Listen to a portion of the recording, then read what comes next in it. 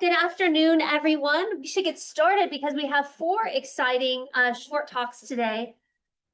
I am so excited to introduce to you our inaugural cohort of junior population scientists. And our junior population scientists, in case you didn't know, are top population scientists from places that probably don't have their own pop centers. There are external affiliates. They work with our affiliates here. And we get to share ideas with them and resources and hope to have them around as much as possible. And today we're going to let them introduce very briefly in a set of very short but very dense talks, some of their research, and to reflect upon some of the promise and challenges of population research with regard to their specific work.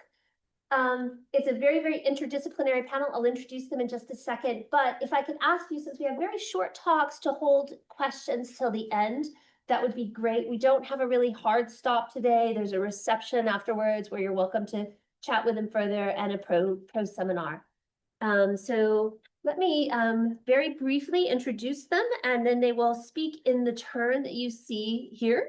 So first off, Prachi Jain is an associate professor of economics at Loyola Marymount and a faculty affiliate of the Center for Effective Global Action. She got her PhD in econ from Michigan. And so she's our first speaker.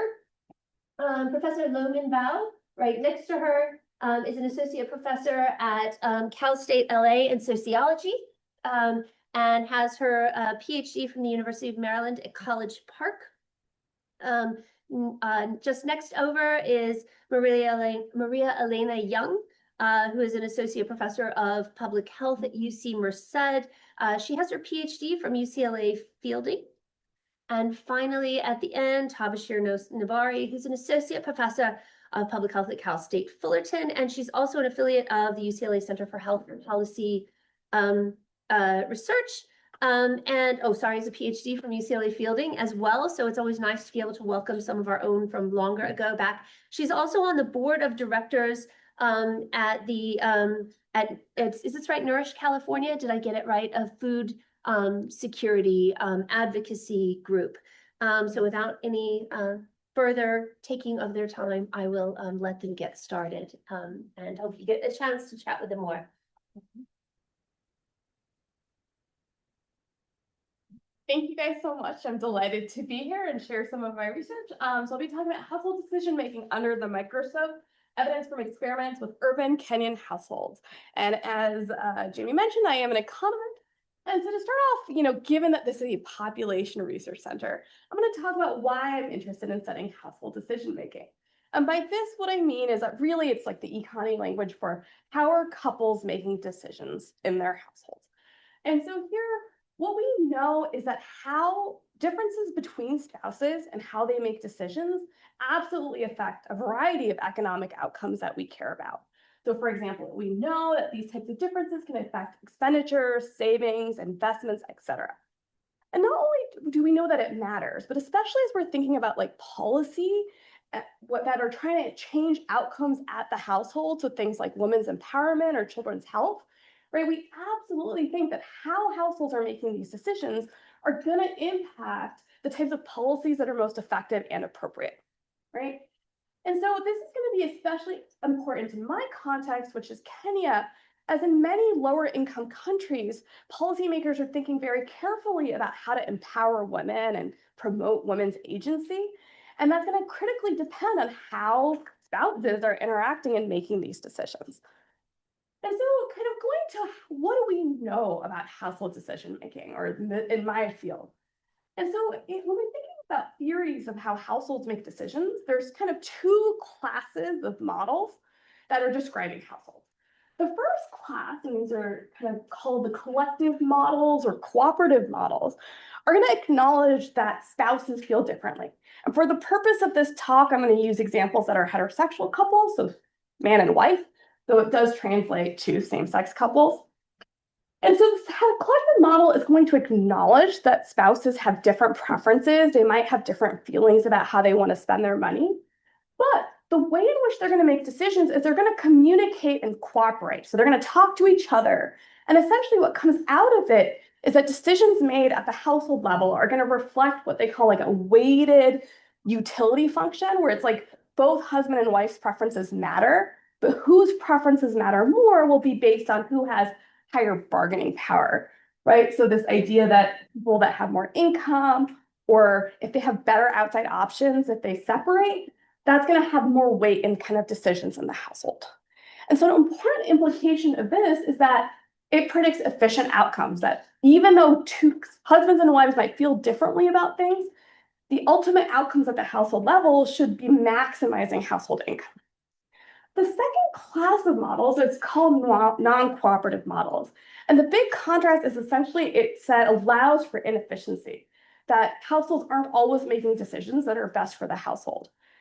And so what we know about this is that we have like one model-ish within this umbrella of models that allows for limited contracting, this idea that husbands and wives, maybe there's inefficiency because people can break their promises, so they don't do what they say they'll do.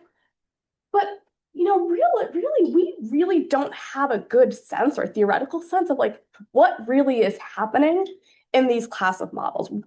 And this is especially important because when we think about the empirical evidence, the evidence so far really suggests that most households seem to be on average non-cooperative, right? So when we look at kind of this efficiency test that really distinguishes the two classes of models, most households seem to be inefficient.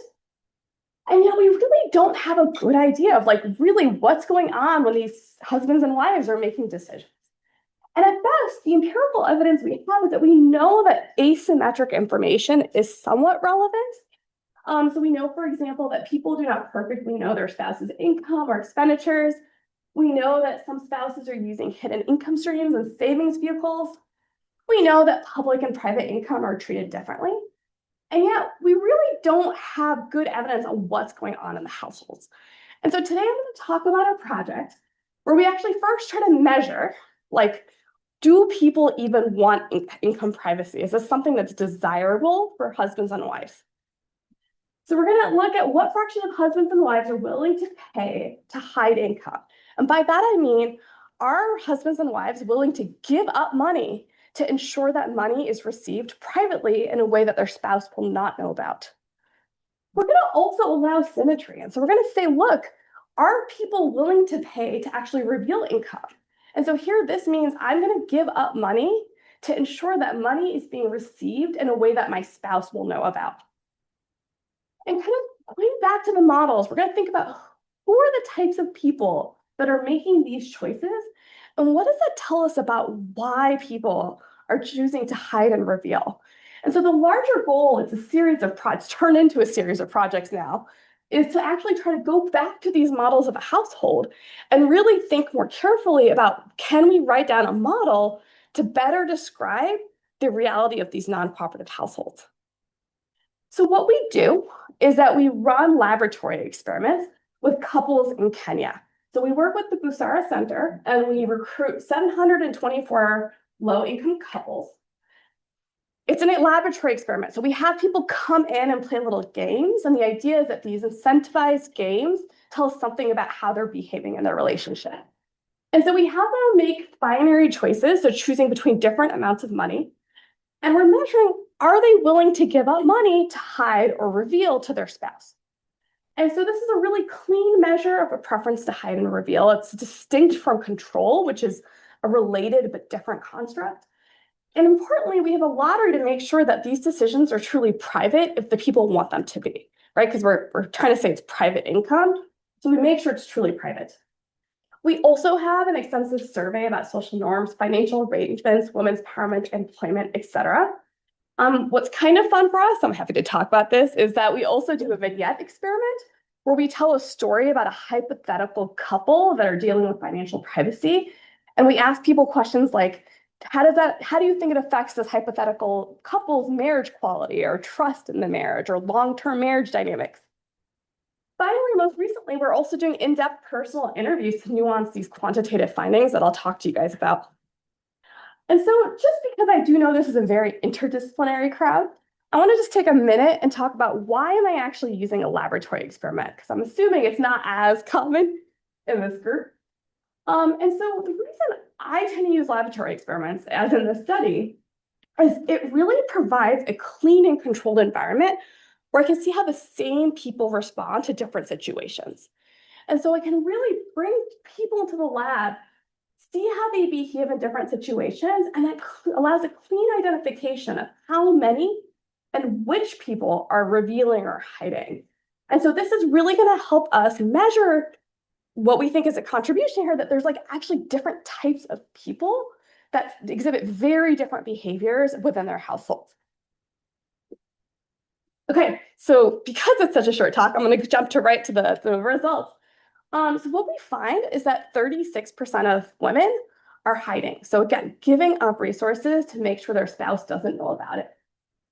But perhaps surprisingly, we also find quite a substantial proportion of women, 20% of women, are paying to reveal. They're actually giving up money to make sure their spouse knows about it.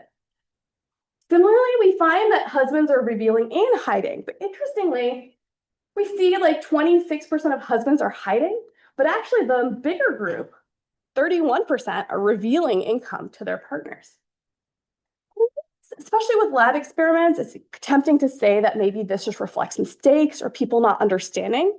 But what we do find is that these behaviors or these types we're capturing are purely to what the norms about hiding, financial arrangements at home, and other demographics.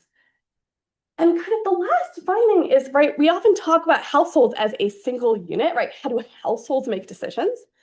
Well, perhaps surprisingly, we're finding that women and men's preferences, like whether they're behaving both hiding or both revealing, is not what's happening in practice. In fact, men and women's preferences for hiding and revealing are independent from each other. And so here, one of my favorite things about research is how often I'm surprised by my own findings, right? I feel like so often when you see published papers, it reads as this beautiful story and everyone looks like a genius, but my experience is always messy. And this project is exactly one of them. We were actually quite surprised to find that so many men and women are willing to reveal, that want to reveal income to their spouses. This hadn't been discussed in the literature. And honestly, the only reason we even captured it, because we weren't expecting it, was because we just wanted to make sure that we weren't nudging people into one decision or another. We were also really surprised to find that husbands' behaviors are independent of wives. And so, one of the things we've taken away from this study, which hopefully maybe is helpful to this print, is, I think it's so important, right? As researchers, we read the literature and we kind of think we have predictions about what will happen, but so often we're proven wrong. And it was really helpful in the study that we didn't assume that people would act a particular way. Like all these revealers, they were only captured because we allowed that option, which none of the previous papers in the literature had done. We also kind of talk to both husbands and wives in the same relationship. So a lot of times we're only talking to women or only talking to men and inferring something about the household. But this has really shown us, like, it's important to talk to both people involved, because the picture might look more different than you would have expected. And then the last thing is we found these surprising results, and we've really embraced the qualitative research to try to understand what's going on. And so for me, especially as a quantitative researcher, I am totally getting sold on having to do mixed methods research, because we found something surprising, and we actually just went back 2 weeks ago to Kenya to actually interview the same people to try to understand why people might make these different choices. That is really gonna, I think, for us, exciting, because we think it's actually sparked the next like 5 projects that we're gonna explore, because we found something unexpected, and now we're going to go and think about like what is explaining this behavior and update the models of the household. So that's all I have. Thank you so much. I just want to acknowledge the project team in Kenya, who are fabulous. Thank you so much.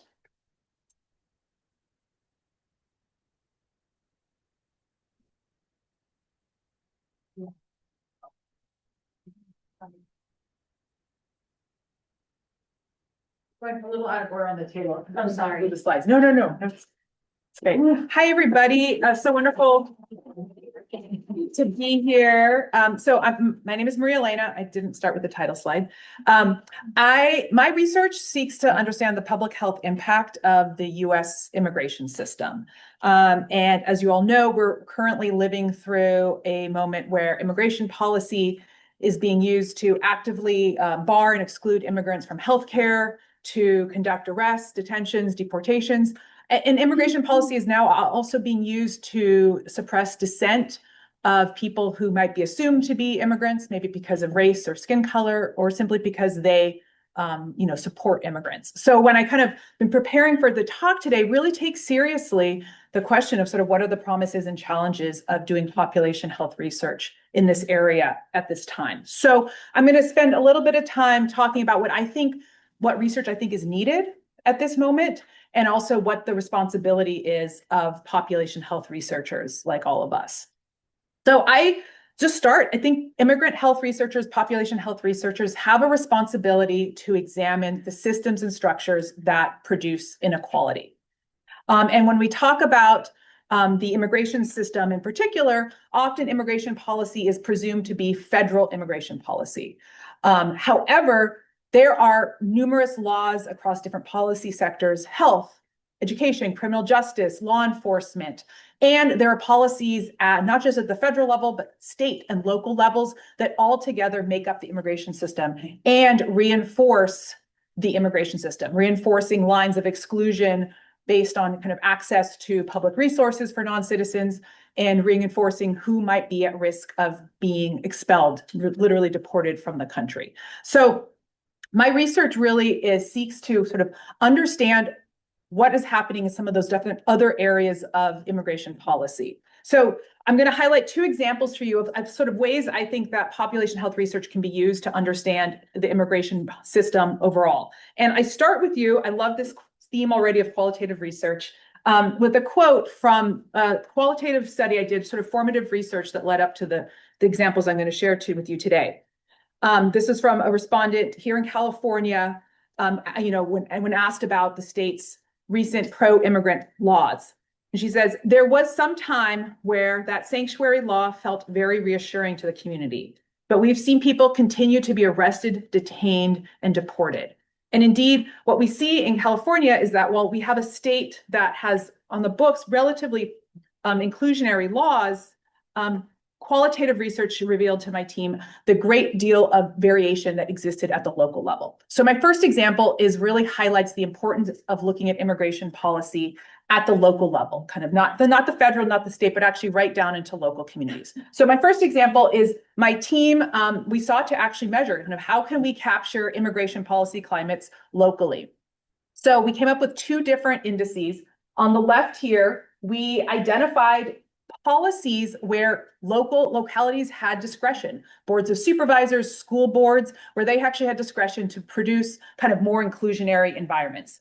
We coded every county in California on 7 different policy areas to identify sort of their level of their inclusiveness based on local level policymaking. And so we have that first measure. We also wanted to think about immigration policy as sort of producing inequalities. And so we used different demographic data sets and other sort of population secondary data sets to identify demographic and economic factors that could reflect that there was inequality for immigrant populations. So things like language access, incarceration rates, non-English language media, and we coded all of the counties in California sort of on their level of immigration-related inequality.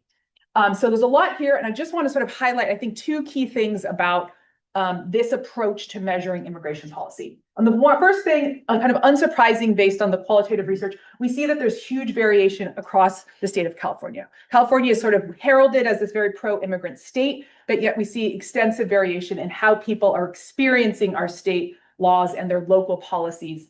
For example, on this side here, green counties are more inclusive. On this one here, red counties are more inequitable. The second thing I want to highlight is the importance of thinking about different axes of measurement. I've circled here in the middle, Merced County, where I live and work. When it comes to just local level policy making, it's green, pretty inclusive. When it comes to sort of thinking about broader inequities related to immigration, it's actually one of the most inequitable counties in the state. And so sort of this highlights thinking about immigration policy sort of on different axes. I won't spend too much time on this, but the great thing about these types of measures is you can connect them to health data, which is what we do in public health. And so I know in the paper that was shared with all of you, we looked at health insurance rates using American Community Survey, publicly available data. And just sort of as an example here, we were able to see that in counties that had much higher social inequality, the black bars here, non-citizen Latino youth were much less likely to have health insurance compared to their US-born counterparts. And I think the highlight of sort of this research is really emphasizing where there's a potential for change at this given moment. So I just want to share a quote here for you that I think really captures the importance of thinking about measuring policy at the local level. We are really looking at local solutions because, like I said, there's such a difference between the San Joaquin Valley's culture and the rest of the state's culture. Most of the time, what happens in Sacramento doesn't reach us or makes it worse for us here. At a time when I think the headlines kind of highlight federal policy, which is very exclusionary, there is really so much room, even at the local level, for policy change, for systems change. The second aspect of measurement that I want to highlight for you is really trying to think about how immigrants themselves and immigrant related populations are experiencing immigration policy. Another quote from the qualitative study: when you're an immigrant and you're residing in a sanctuary state, the policy probably allows you to sleep a little better at night, but it doesn't change your daily life. You're still going to be pulled over if somebody wants you to be pulled over. You're still going to be frowned upon when you walk into the grocery store with dirty clothes from working in the fields. I think there's a really strong body of ethnographic research that really highlights that immigration policy, the consequences of it are experienced very inequitably across groups. But we have not really had actually really great population level data to help describe those patterns of how the consequences of its deportation or being excluded from healthcare, how those are felt across groups. So in response to that, my team has been conducting research to try to actually develop population-based survey methods for us to capture those experiences. So this is data from my most recent study, the Policies Influencing Rural Latino Health, or PEARL study. My team developed survey measures of how people had actually lived the consequences of immigration policy. And we fielded it in a population-based sample in rural census tracts in California and Arizona. And happy to talk about kind of rural health issues separately during Q&A. But for this part, I'll just kind of highlight more the kind of what we can measure and what variations it shows us. And so in the survey questions, we were really trying to get a sense of sort of patterns of how the consequences of policy manifest across different communities and across different policy areas. So just to highlight a few things for you here. So for example, 20 to 30% of immigrants, and we had 7 different counties in California. So you sort of see the different counties here with the bars, but just in general, across these counties, 20 to 30% of Latino respondents in rural communities have struggled to pay for the cost of different immigration benefits. So like naturalization or like a DACA renewal. So you see a really high level of like financial burden. 10 to 20% have avoided calling police or been racially profiled by police, really showing sort of the lived experience of this sort of relationship between local law enforcement and its potential links to federal immigration enforcement. 1 in 3 knew someone who had been deported. So sort of seeing how widespread the sort of the immediate consequences of immigration policy are. And 1 in 10 had experienced wage theft. So this just sort of gives you a kind of a glimpse of some of the measures that we have. And in our preliminary analyses that we're working on, we looked at sort of how these are linked to different health outcomes. We're looking at mental health, healthcare access, to just sort of highlight for you kind of a clear pattern that when people have more of these exclusionary experiences, they're much more likely to delay needed medical care. And we're also looking at things like mental health outcomes. So these are just 2 examples I think that really get into try to thinking about how do we capture the immigration policy system in different aspects. I want to end here with this, just this piece that I published with some colleagues in Health Affairs over the summer. I was at home in Merced. All of you here in LA were experiencing the first influx of invasion of federal immigration enforcement, really kind of the testing grounds for some of the new policies we're seeing on the ground. And I was talking with my colleagues who've been studying in this area for a while. And in many respects, we were not shocked by what we were seeing. The tactics, the violence was not new for us that have been observing this for a long time. Rather, what was shocking is how publicly and openly it was being conducted. And so this piece really sort of speaks to that and talks about what we already know about how that violence is linked to poor health. But I think really it's a reminder that as population health researchers, there are so many aspects of the system that are still not publicly seen. And we have a responsibility to continue to reveal those and not just show the harms for the sake of documenting it, but really to inform potential solutions to protect well-being. So thank you so much. And I will hand it on to Luoman.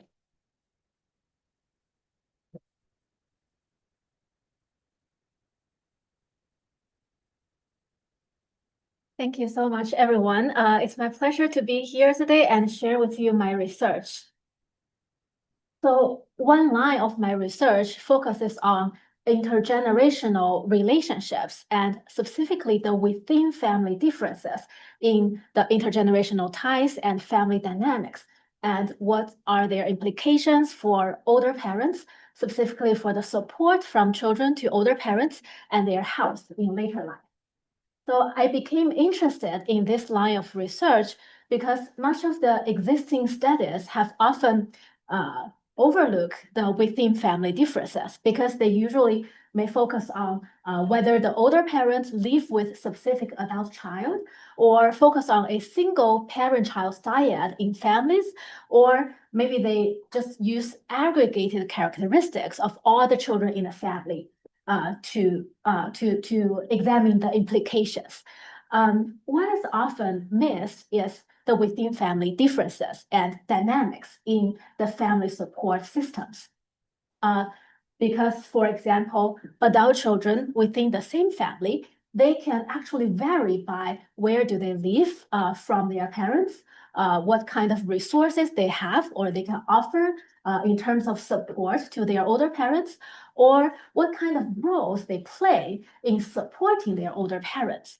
And taking a within family differences perspective or approach, this would help us to understand the within family dynamics and differences and its implications for example, how taking an overall look at the family help us understand the overall opportunity structures for support to their older parents and what would be the implications for parents' health. Therefore, I'm going to briefly introduce three different research projects that I've done in this line of research, and you will see the findings are actually evidenced and support the importance of within family differences. And as I just mentioned, all of them are taking within family differences approaches, and this approach emphasizes the importance of looking at within family differences in intergenerational ties, and all those intergenerational ties for the older parents and all their adult children in the family are interdependent with each other. They are influencing each other, and therefore they have implications for the older parents' well-being and health. And by looking at the within family differences, we can capture the overall family dynamics. And also the three projects that I'm going to cover, they use the data for the older adults, the older parents in the family, and all the information from each of their adult children that they report.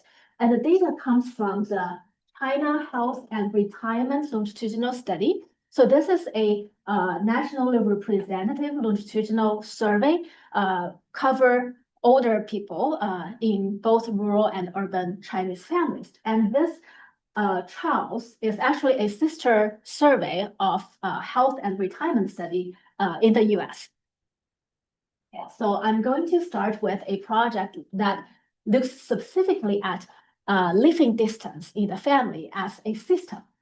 So in this project, we move beyond co-residence with a specific child or distance to a single child in the family for this older parent. And we use latent transition analysis to discover and identify 7 different extended living arrangements, or the ELAs, at the family level. And those ELAs, they reflect the different support structures for the older parents in the family, and they cover all the common different types of those support structures in the rural Chinese families. And I'm going to introduce the 3 key findings based on this figure, which shows the distribution of all the 7 ELAs and the main features of them. I know that's a lot, but I'm just going to highlight some key things. So among all the different kind of ELAs, we identified 2 traditional multi-generational households, and actually they are substantial because altogether these 2 traditional ELAs, they account for about 40% of our sample of older adults in Chinese rural families. And also there are 3 other left behind ELAs, the 3 of them here. We name them as left behind because all of them feature at least a migrant child in the family, which means they have at least 1 adult child who live in a different city or county from the older parents, which is further away due to like education, work, or family development issues for this for this adult children. And all the 7 different ELAs, they actually feature different opportunity structures for the support for older parents in the family. And these 2 traditional ones, we think they may reflect the ELAs that has the strongest structural capacity to meet older parents' caregiving needs, because both of them feature at least a co-resident child who live with the older parents, and at least 1 child lives nearby. And in contrast, there are 2 left behind ELAs, which are this one and this one. We think this may reflect older parents in the more vulnerable settings because those 2 left behind ELAs, they feature no child nearby or live with the older parents. And the rest of the ELAs are kind of in the middle of this continuum because they feature at least either 1 child live with the parents or either they have a child nearby. So as we can see for those ELAs, the adult children in the family, they kind of positioned geographically to provide support in times of need. And so those are the different features. And the last key finding is that we find there are changes in those ELAs, and those changes are specifically related to health issues. For example, the emergence and the persistence of health problems of older parents are associated with transitions out of most of those ELAs into those 2 traditional ones, because it's easier for the parents to receive support. However, this one, the empty nest left behind, older parents who in that ELA, even though their health problems emerged, we find that they still have a high likelihood of remaining in that ELA instead of transitioning into others. And this may reflect the highest vulnerability for older parents in that kind of ELA. So this is about that project. And then in a related project, I take a closer look at the relationship between living proximity and children's provision of economic support to their older parents.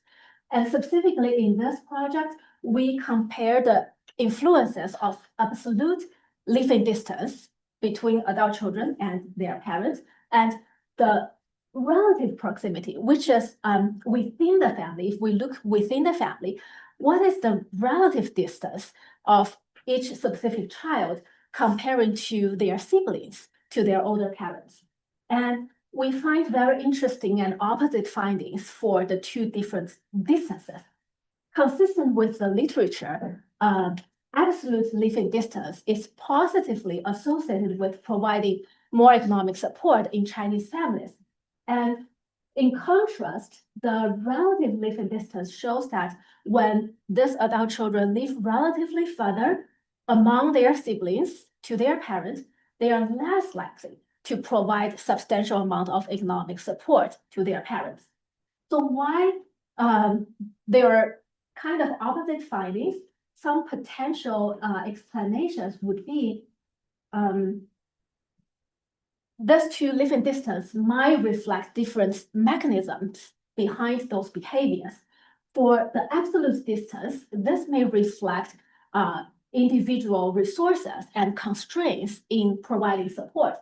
For example, children who are migrant children living further away, they may have higher earning capacity and they may be able to send more financial support as regular remittances to their older parents.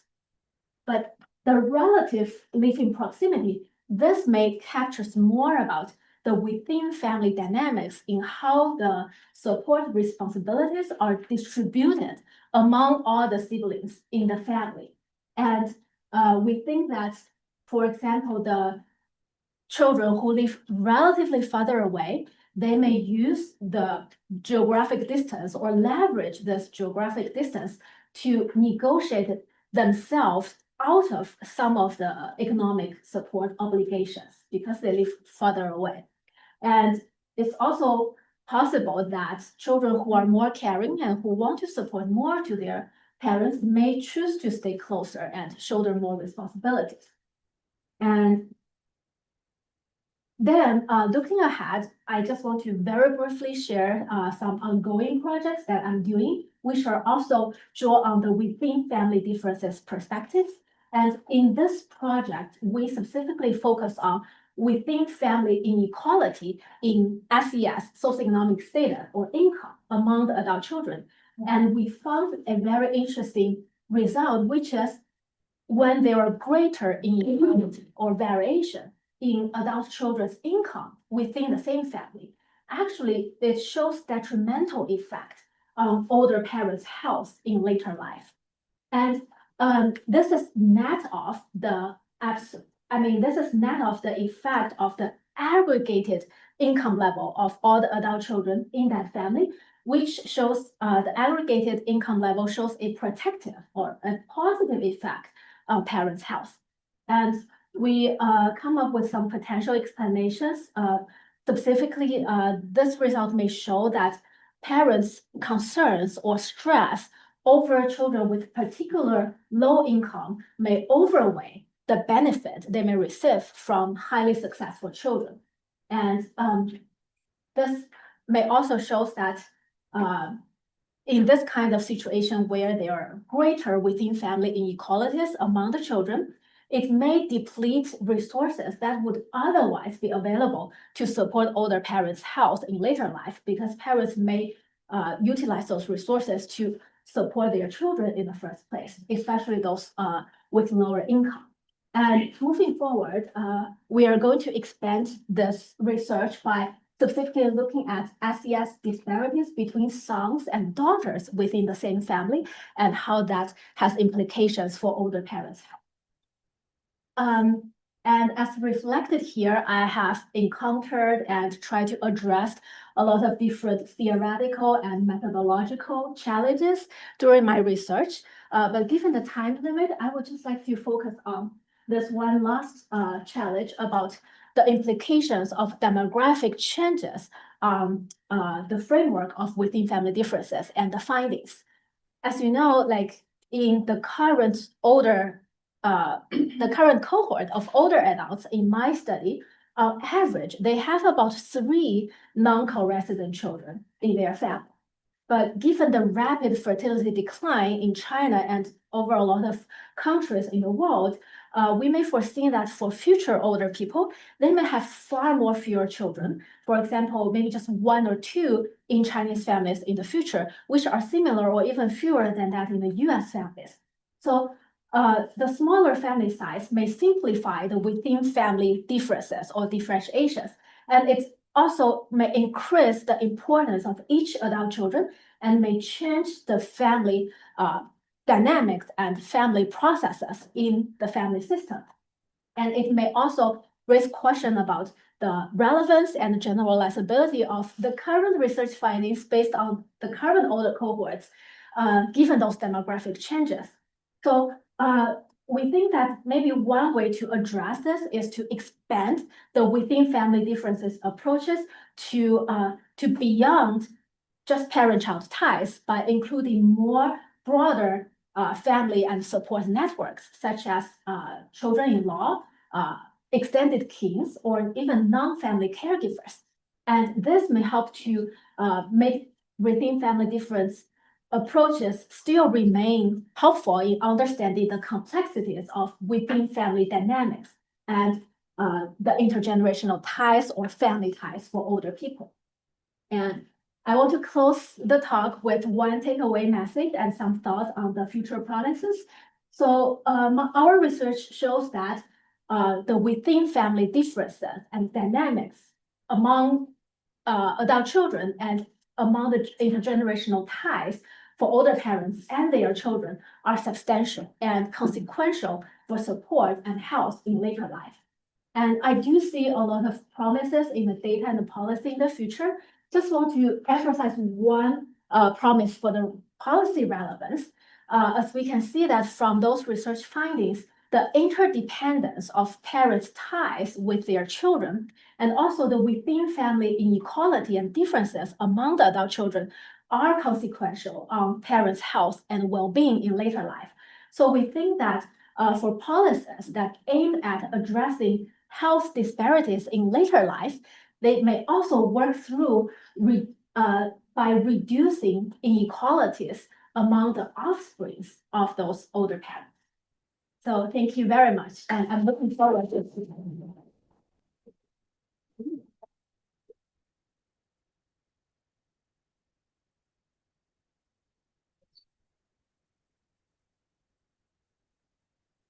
Hi there.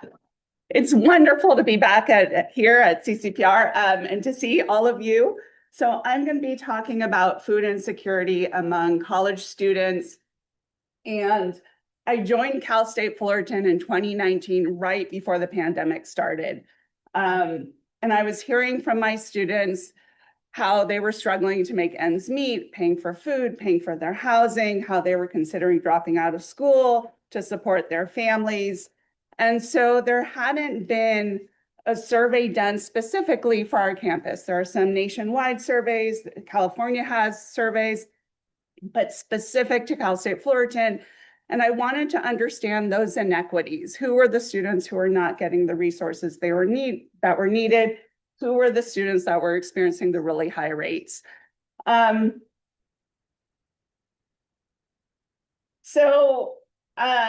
That's kind of how my research agenda started. But to give you some background, so college students, as I'm sure a lot of you know, experience higher rates of food insecurity than the general population. The data are from 2020, so they're a little old. Rates are higher now. And food insecurity refers to limited or uncertain access to adequate food.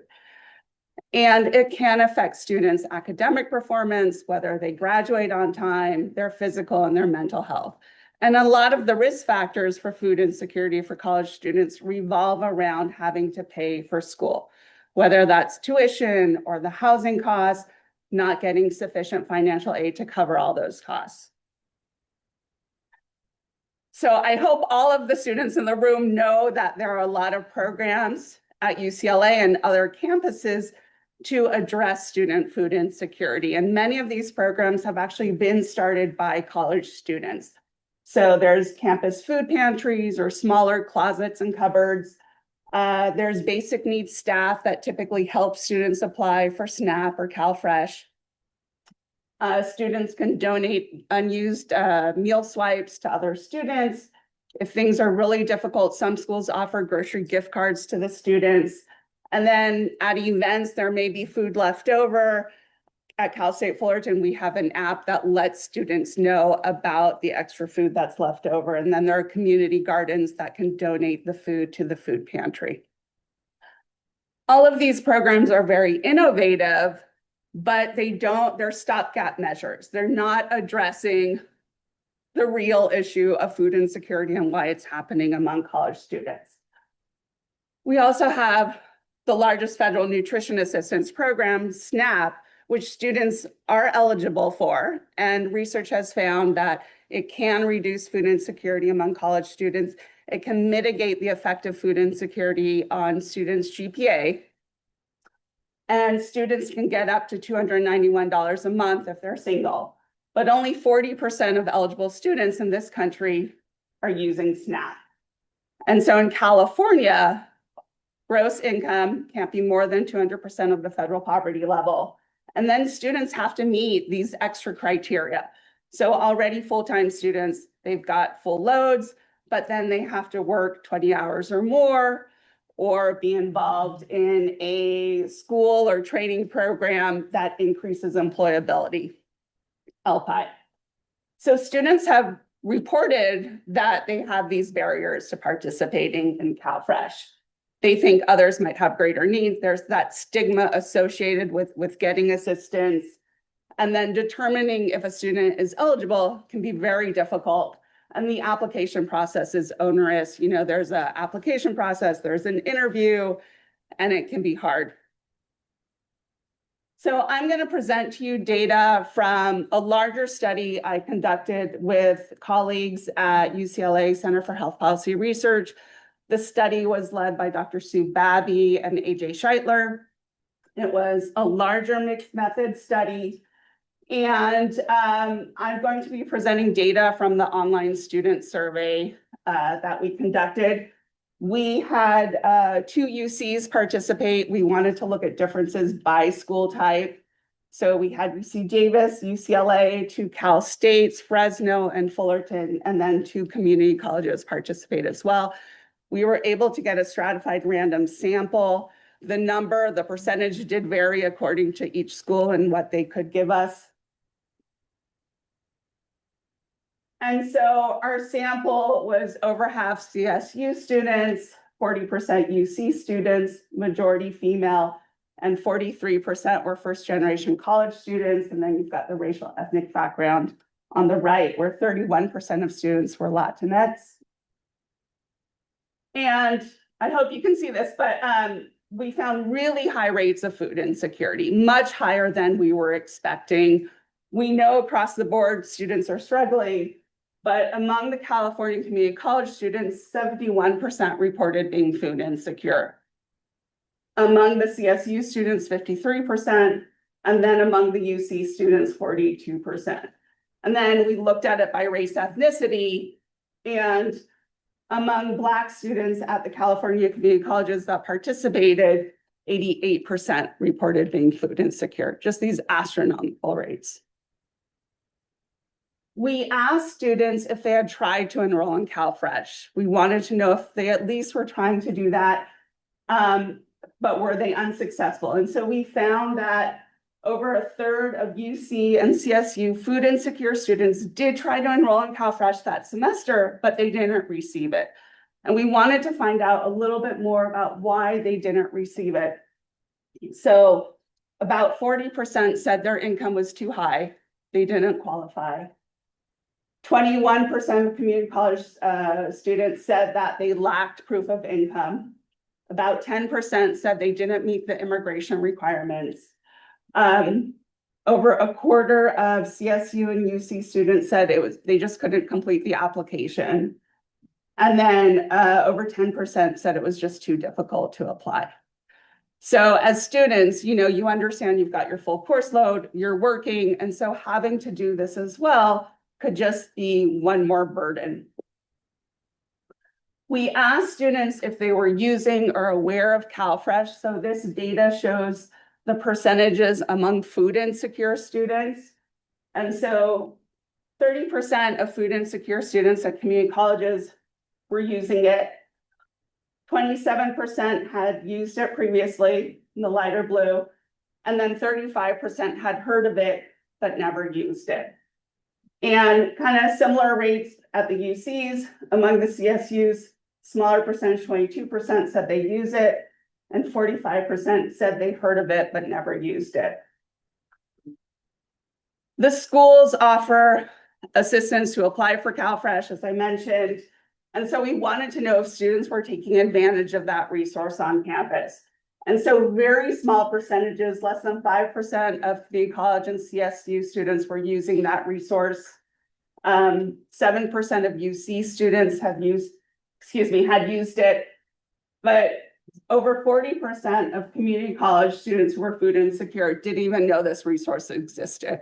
So how can we raise awareness of all these programs that are happening on campus?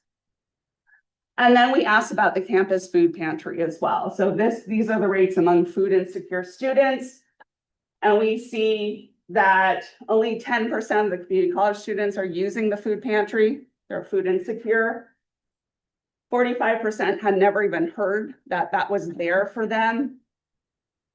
Over a quarter and 23% of UC students used it, reported using it, but still 37%, 36% had heard of it, but never used it. So what are those barriers? Why aren't students using these resources that are available to them? And so we asked students about the barriers. So these are food insecure students who were aware of the resource, but not using it. And so campus food pantry, nearly half were saying they just didn't know how to access it. So we need to raise awareness on our campus in a way that students are able to digest how they can use it. 42% said they didn't have time. Now, a lot of campus pantries, they're open at certain hours. I know at Cal State Fullerton, that is a commuter school. Students may be there in the evening and the pantry is not open at that time. So what can we do to make it more available for students? And then a quarter said they were embarrassed to use the campus food pantry. And so what came from the larger mixed method study that we did is this need to normalize the use of the food pantry, that this is really kind of aid or financial aid for food, basically. For CalFresh, you see that half weren't eligible, but 28% didn't know how to access it. So again, what can the schools do to address that issue? And then for the CalFresh Campus Application Assistance, 22% didn't know how to access that resource, and over a third said they weren't eligible. So again, you know, what can we do to address these for students to make this easier for them to use? We put together a report, and I believe it was shared with you, of our findings. We have some fact sheets with recommendations for policymakers and campus administrators. The UCs have done a really nice job of having basic needs data on their data dashboard, broken down by student sociodemographics.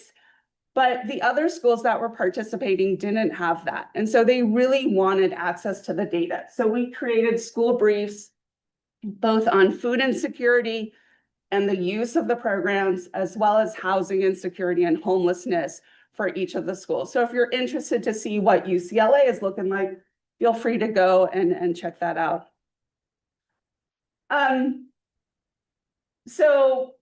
This was the second survey I had done. This was larger, this was multi-site. I'm working with Cal State Fullerton this spring to do another survey among our students. And so when I started as an assistant professor at Cal State Fullerton, it was really difficult to kind of get access to students. And so I brought back the learning from community health sciences that I had, and the importance of developing trust with your partners. And so each time I've developed a survey, I've brought the basic needs staff to the table. I've incorporated any questions they've wanted. I've shared the findings. I've done additional analyses for them that maybe they wanted as well. Getting student emails can be really difficult. At Cal State Fullerton, I've developed that relationship, so that works. But the other sites, that was a difficult process. So in that case, those schools sent the invitation out for the survey. And so you do see that we have lower participation rate. So just the importance of kind of developing that trust, and that takes a number of years. Program usage and barriers identified, that was all self-report. So in the future, the goal is to link the data sets. I know there's a lot of work being done here at UCLA and other schools to do that. And that's a really nice opportunity to look at this program usage data. So this is kind of a changing landscape on college campuses. There are different programs that exist, different resources for students. And the only way I was able to learn about all of them was by serving on various committees. So if any of you end up going the faculty route, I do recommend serving on the various committees. I'm serving on a student wellness initiative where I learn about the other efforts. And then, of course, reaching out to the other faculty and connecting with the student governing board, because that's really the only way you learn what students want and what is feasible. Thank you.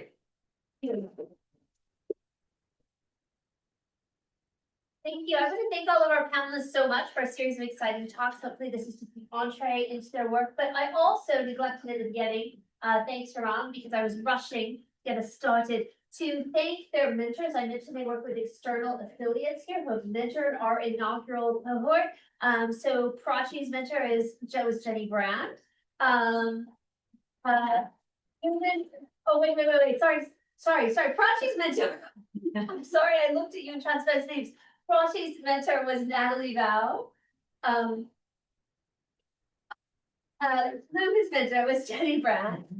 Maria-Elena's mentor is Gilji. And Thomas is Mei Wang. And I should also mention that there's another member of this cohort, Angie Barismo, currently in community health sciences, who Randall served as with. Thank you to everyone for, especially to you guys, for having this wonderful chance to meet you as a broad community. And we'll have lots more chance in the reception afterwards to ask questions. So I know there are 4 of them, but we have a bit of time here. So I will I'll sit here and take questions, I guess, if it's helpful.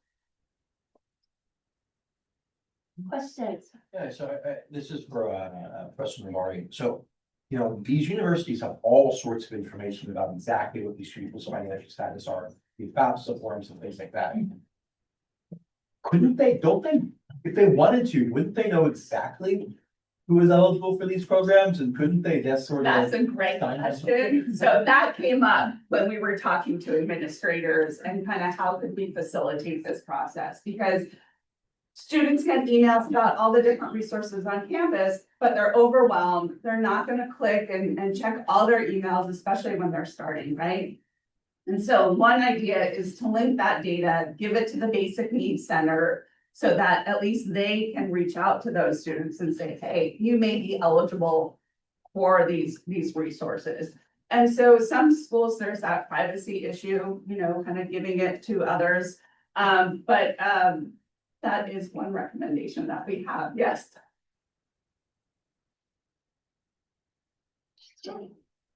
First, all 4 of these were really excellent, so thank you for such great talks. I wanted to ask about the household decision making and just the, you know, thinking about how important contextual variation is in these processes. So, from, you know, religion, culture, family dynamics, gender inequality, and so I was wondering, you know, to what extent you think the findings in Kenya generalize to any other contexts, and then maybe more generally about the internal versus external trade-offs here. Yeah, so certainly, you know, we would need further research to really understand how generalizable these findings are. Even within Kenya, we're working with lower income households where both women and men are working often, and that really changes kind of the scope of what's possible. So we're applying for more money, and so we're hoping we can expand it to like different groups even within Kenya and eventually do more of a cross-country study. In terms of external validity, I think this is exactly what we're thinking. That's often the concern with lab experiments, like how much does this really speak to real behaviors? So our next project is one that we're going to actually try to do an RCT to try to get more at like real world policies and seeing how that affects like life behaviors. We think this is at least a good first step. Yeah. Hey, Judy, could I just follow up on Jenny's question and ask about the vignettes? Because one reason that husbands and wives might have the same view about money is that they have common children. And so I'm wondering how much, if at all, you were able to explore that in the vignettes. So we had actually planned on randomizing the number of kids because we exactly thought that the number of kids and kind of the household structure will matter how people perceive financial privacy. We ended up, after piloting, most of these couples have children. And so we kind of kept that as the default. But what we played around with is varying whether the woman was working or the man was working or whether they were both working. Because actually to that point, like we definitely know that women earning money affect the whole dynamics within the household. Like we stuck with children just because that was norm in our context.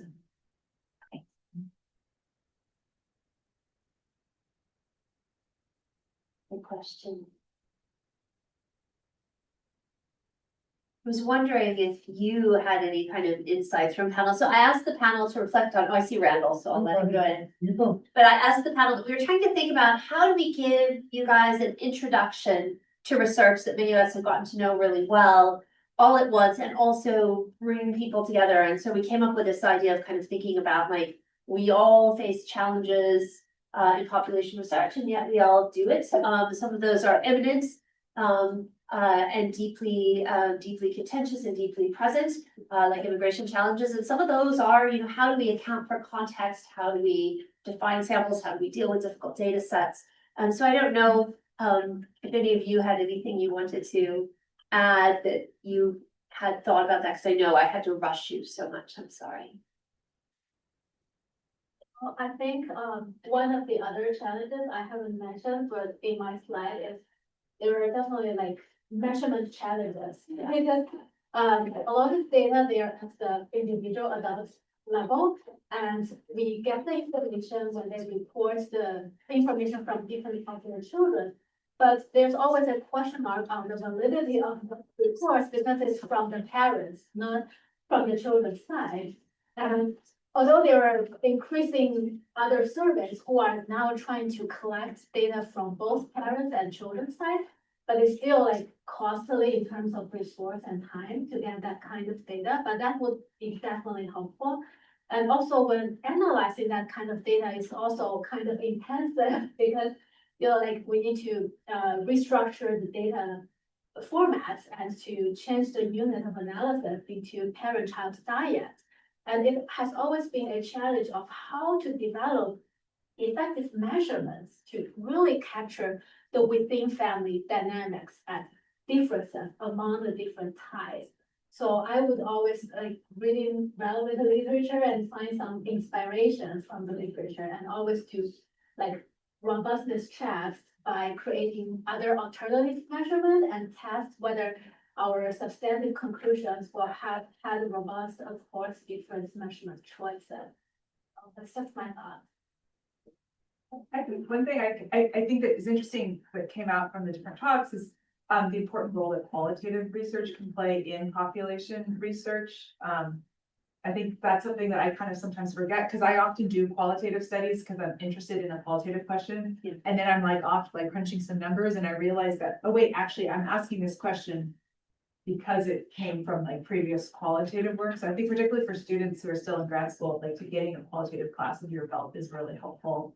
But like also being thoughtful about taking some time to either do qualitative before or afterwards to try to like understand is just a good opportunity to really get into the richness. And I think addresses right some of the measurement challenges, like, wait, what are we really measuring here? Like, let's dig into that.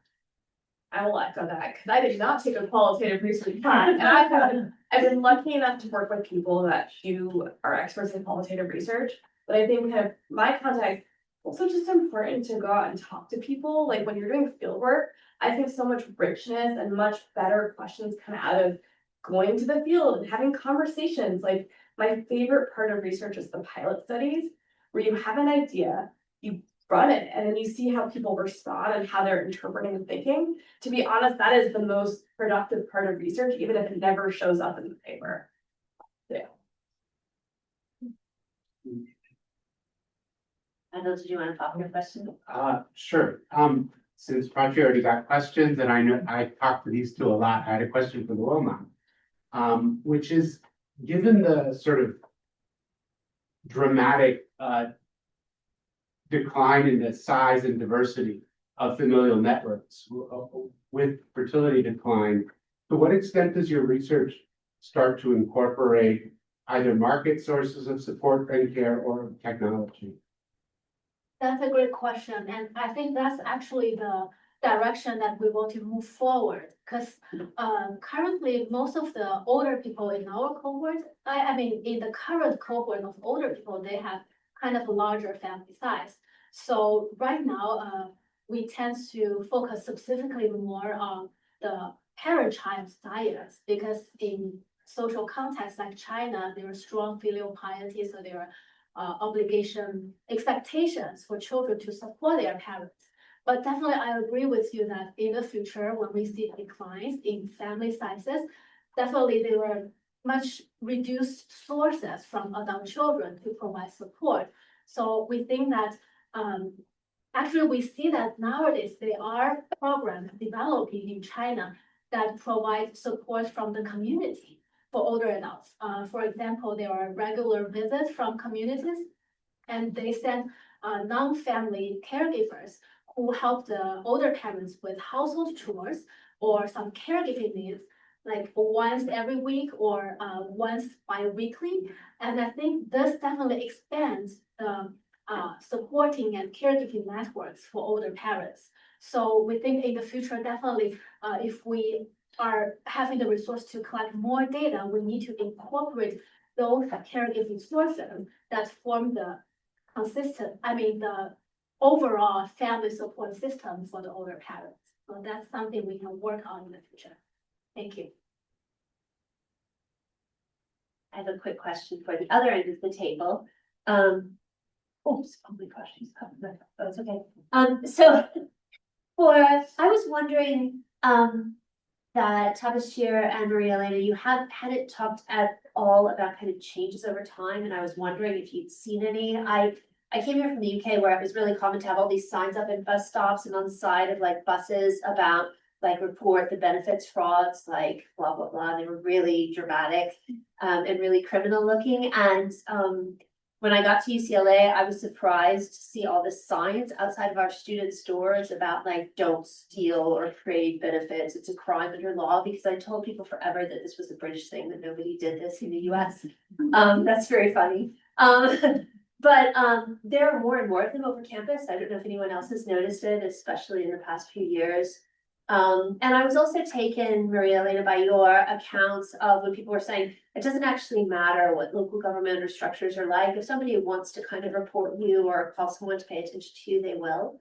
So I was wondering if either of you had seen changes over time, and if we're getting better or we're getting worse, or if you have any thoughts on that. The kind of surveillance stigma. Yeah, and I think, when it comes to like immigration policy, it's a landscape that's in a constant flux. I think that it actually makes it really hard to study it, because the question is, do we study the immediate now, like what's happening in Minneapolis this moment and its impact on well-being? Or do we think about it kind of like longer term? So in terms of things that I'm measuring, I still have not in a position to like kind of looked at time trends. It's really costly to collect all these data. So I haven't been able to sort of like update and look at patterns. But I think that's where there's an opportunity to sort of think about, wait, what should we be measuring? And if changes in systems is a kind of core to someone's research question, there is so many different kind of metrics of the shifts in the immigration system. So like a really common metric that's looked at is just the number of deportations per year. And if you look at those graphs, it's just sort of showing all sorts of flux.